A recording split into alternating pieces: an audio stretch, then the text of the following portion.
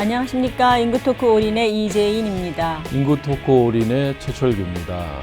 최근 아동학대 사건이 잇따라 발생하면서 우리 사회에 큰 충격을 안겨주었는데요. 오늘 인구토크 올인에서는 아동학대를 중심으로 대한민국의 아동인권의 실태를 한번 살펴보려고 합니다. 자세한 이야기 나누기에 앞서 오늘의 주제 화면으로 먼저 만나보시겠습니다.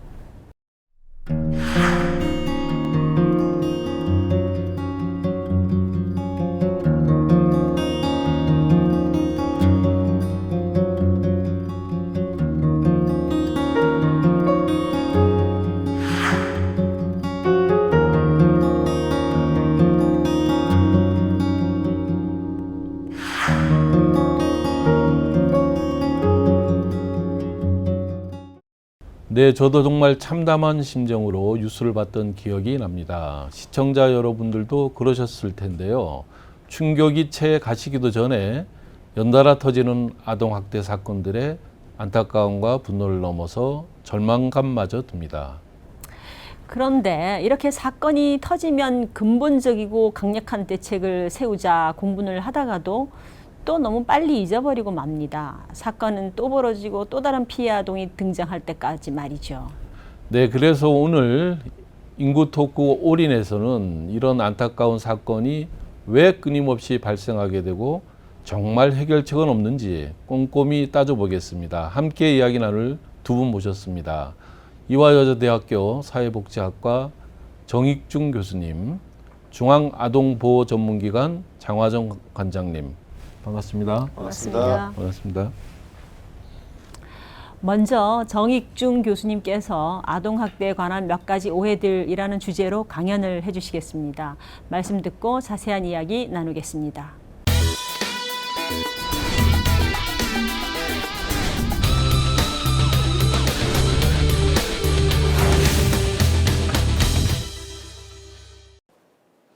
안녕하십니까. 저는 이대 사회복지학과의 정익중이라고 합니다. 오늘 아동학대에 대해서 몇 가지 알려드리려고 합니다.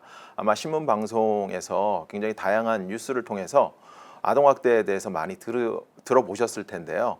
아동학대가 본인하고는 상관이 없다라거나 아동학대에 대한 몇 가지 오해를 가지신 분들이 많기 때문에 저는 오늘 아동학대에 대한 몇 가지 오해에 대해서 설명하고자 합니다. 먼저 가장 첫 번째 오해는 나랑 상관이 없는 사람들이 아동학대를 할 거라는 오해인데요. 거의 대부분의 아동학대는 친부모에 의해서 이루어집니다. 아동학대 가해자의 여긴 76%라고 되어 있지만 한 80% 정도가 친부모입니다. 괜한 피해자가 되는 분들이 계모, 계부 이런 분들인데 신문방송에서는 계모, 계부에 의한 아동학대가 주로 신문 기사화 되기 때문에 아마 친부모는 안 할 거다 이렇게 생각하시는 분들이 많은데 실제로는 친부모가 가장 아동학대의 가해자로 등장하고 있고, 그리고 아동학대가 주로 일어나는 공간도 집안이라는 사실 기억해 두시면 좋을 것 같습니다. 두 번째 오해는 아동학대는 빈곤계층, 저소득계층에서 많이 일어나는 것이 아니냐 이런 오해를 하시는 분들이 많은데 실제로 발견되는 비율은 말씀대로 빈곤과 저소득계층에서 훨씬 더 많이 발견되고 있습니다. 이거는 좀 저희 학술 용어로는 어항효과라고 얘기하는데, 어항효과라는 게 뭐냐면 실제 하는 행동보다는 아동학대를 주로 신고하시는 분들이 사회복지사나 의사나 간호사나 이런 분들인데, 이런 분들을 저소득계층들이 훨씬 더 많이 만나기 때문에 많이 사생활을 노출할 수밖에 없기 때문에 빈곤 계층이나 저소득 계층에서 많이 발생하는 것처럼 보일 뿐이라는 것입니다. 그래서 거의 대부분 아동학대는 저소득 계층에서 많이 일어나고 있고, 예전에 울주에서 일어났던 아동학대 사건 같은 경우에는 쉽게 발견하기 어려웠던 이유가 그분들이 중산층이었기 때문에 쉽게 발견하기 어려웠습니다. 그래서 모든 계층에서 일어난다는 사실을 기억해 주시면 좋을 것 같습니다. 세 번째는 아동학대는 신체학대 아니냐 이렇게 생각하시는 분들이 많은데, 신체학대보다 더 많은 것이 중복학대입니다. 중복학대라는 것이 뭐 2대 때리나 3대 때리나 이런 게 아니고요. 여러 가지 다양한 유형으로 신체학대와 정서학대, 신체학대와 방임 이런 다양한 유형의 학대를 동시에 하는 경우 이런 경우가 가장 많고요. 그리고 난 다음에 중복학대를 제외하면 2014년까지는 방임이 가장 많은 유형을 차지했고요. 그 다음으로는 이제 최근에서는 정서학대가 많이 나타나고 있습니다. 거의 대부분의 선진국이나 우리나라에서도 처음에는 신체학대가 처음 발견되기 시작하는데 이후에는 점점 방임이나 정서학대가 많이 발견되는 그런 경향을 보이고 있습니다. 그래서 방임과 같은 경우에는 실제로 발견하기가 굉장히 어렵기 때문에 여러분들이 주변에서 좀 잘 관찰해 주시면 감사하겠습니다. 그래서 아동학대의 정의, 법상에서는 지금 이렇게 되어 있는데요. 크게 나눈다면 학대와 이제 방임이라고 나눌 수 있을 것 같습니다. 학대는 부모로서 하지 말아야 되는 것들을 하는 경우를 얘기하고요. 방임 같은 경우는 부모로서 해줘야 될 것을 하지 않는 경우를 얘기합니다. 그래서 이 여러분들이 이제 부모로서 해줘야 될 거, 예를 들어서 이제 밥을 먹여주거나 그런 아플 때 병원을 데려가거나 이런 것들을 해줘야 되는데 하지 않는 경우를 이제 방임이라고 하고, 때리거나 욕하거나 이런 경우를 이제 학대라고 이렇게 생각할 수 있을 것 같습니다. 실제로 우리나라에서 한 달에 2.6명씩 아동학대로 사망하고 있습니다. 예전에 제가 처음 이런 연구를 하기 시작했을 때는 한 달에 1명꼴이었습니다. 근데 지금은 이제 한 달에 2.6명.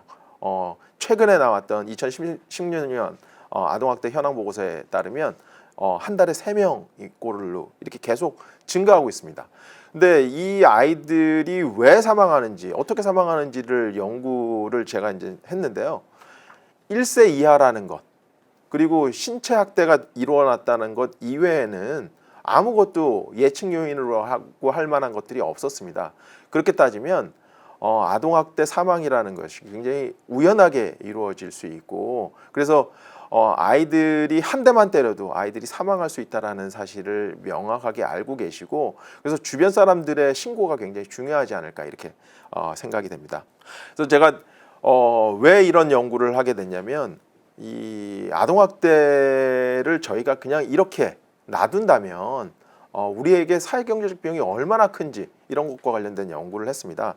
실제로 손실 비용이 76조나 되는데 이건 GDP의 5.1%에 해당하는 정도로 굉장히 많은 사회경제적 비용이 될 수 있기 때문에 저희가 이것 하지 않도록 우리 굉장히 좀 미리부터 사전에 예방하고 이런 것들이 굉장히 중요하지 않을까 이렇게 생각이 됩니다.